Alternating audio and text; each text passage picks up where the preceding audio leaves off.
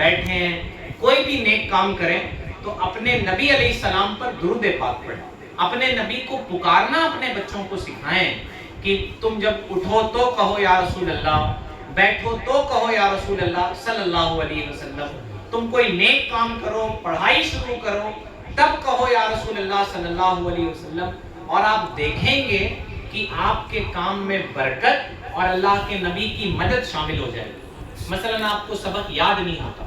لیکن آپ یا رسول اللہ صلی اللہ علیہ وسلم پڑھ کے سبق یاد کریں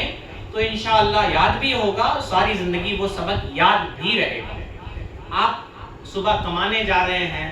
آپ کوئی دکان کا شٹر کھولیں تو بسم اللہ الرحمن الرحیم پڑھنے کے بعد یا رسول اللہ صلی اللہ علیہ وسلم پڑھ لیں۔ اس طرح سے یہ معمول اپنی زندگی میں شامل کریں گے تو انشاءاللہ اس کی برکتیں آپ کو حاصل ہوں گی۔ تو اللہ تعالیٰ ارشاد فرماتا ہے، اے محبوب کیا تم نے دیکھا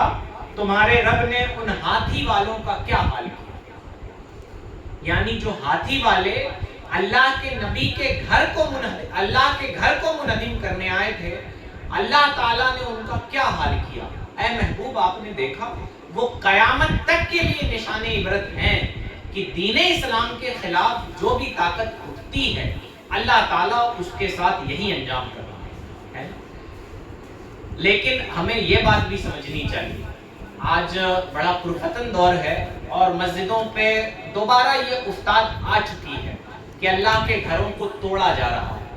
اللہ کے گھروں کو شہید کیا جا رہا ہے، اللہ کے گھروں کو منہدم کیا جا رہا ہے۔ اور بڑے بڑے پڑھے لکھے لوگ یہ کہہ رہے ہیں کہ اللہ تعالیٰ سورہ فیل میں اللہ نے ارشاد فرمایا کہ تم نے نہیں دیکھا کہ اللہ نے ہاتھی والوں کا کیا حال کیا؟ تو اللہ کی مدد ضرور آئے گی، تمہیں گھر میں بیٹھنا چاہیے۔ آپ اس فلسفے کو سمجھ لیں،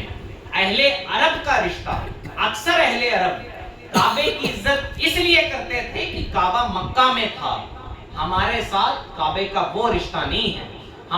ہم کعبے کا ادب اپنے ایمان کے تقاضے کی بنیاد پہ کرتے ہیں، ہم اللہ پر ایمان رکھتے ہیں، اس لیے اللہ کے نام پر بنائے گئے ہر گھر کی محبت ہمارے دلوں میں ہے،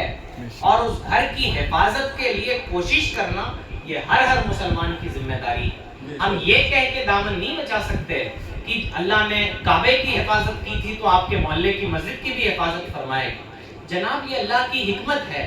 اللہ آزماتا ہے کہ کبھی اپنی مدد بھیج دیتا ہے اور کبھی نہیں بھیجتا۔ یہ دنیا ہے، اللہ ایمان والوں کا ایمان بھی آزماتا ہے کہ آپ نے بڑے شوق سے مسجدیں بنائی ہیں، اس میں ٹائلز لگوائے ہیں، آپ نے اس میں ایسیاں لگوائی ہیں، ٹھنڈے گرم پانی کے انتظامات کیے ہیں، لیکن جب مسجد پہ مصیبت آئی ہے تو کتنے لوگ مسجدوں کی حفاظت کے لیے کھڑے ہیں؟ یہ مسلمانوں کے لیے ان کے ایمان کا امتحان ہے، مسلمانوں کے لیے ان کے اللہ سے رشتہ کتنا مضبوط ہے یہ اس بات کا امتحان ہے۔ اس لیے ہمیں چاہیے کہ ہم مسجدوں کی حفاظت کے لیے، مدرسوں کی حفاظت کے لیے، درگاہوں کی حفاظت کے لیے آپ سے جتنا ممکن ہو سکے وہ آپ کیجئے۔ اور سب سے اچھی بات یہ ہے کہ مسجدوں کی آبادی خوبصورت سنگ مرمر سے نہیں ہوتی ہے۔ اقبال نے زمانے پہلے کہا تھا، مسجد تو بنا دی پل بھر نے، ایمان کی حرارت والوں نے، دل اپنا پرانا پاپی ہے، صدیوں میں نمازی ہو نہ سکے۔ تو ہمیں دل سے محبت کے ساتھ اللہ کے گھروں کی حاضری